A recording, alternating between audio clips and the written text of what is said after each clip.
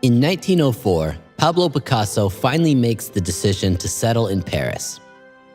He's got the blue period behind him, with all of its dark, almost monochromic art filled with tragic, depressive characters. Still ahead in the future is the period of Cubism, which is not going to begin until his Girls of Avignon.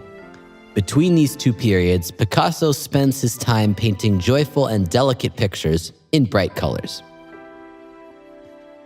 The so-called Rose period was relatively short, from the fall of 1904 until the end of 1906. It's characterized by bright colors with marble pink tones. The circus becomes the dominant theme of Pablo's works. Inspired by the Medrano circus, located in the Montmartre area, Picasso paints numerous actors, acrobats, and athletes, both young and old, ugly and beautiful. His paintings are full of life, compared to the sad and stale works of the Blue period. During the Rose period, Picasso meets his famous patrons Gertrude Stein and her brother Leo. They are collectors who start buying all the paintings of the almost broke artist and showcase them in their gallery. With their help, Picasso enters the world of Paris Bohemia, absorbing avant-garde ideas and new artistic trends. Gertrude and Leo introduce Pablo to Matisse, whose art Picasso sees as a challenge. It's his rivalry with Matisse that is going to lead Pablo to his influential Girls of Avignon in 1907. In 1906, Picasso paints the famous portrait of Gertrude Stein, for which she posed more than 80 times.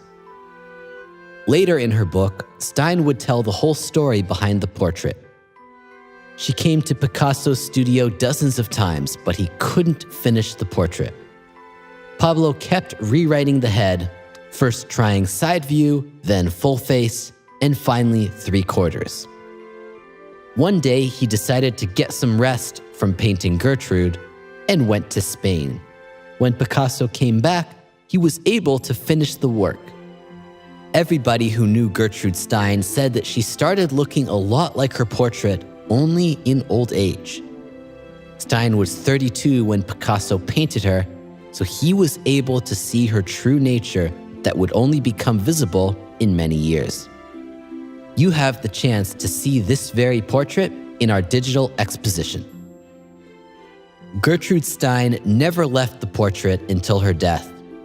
In 1946, in her will, Stein stated that the painting should be donated to the Metropolitan Museum in New York.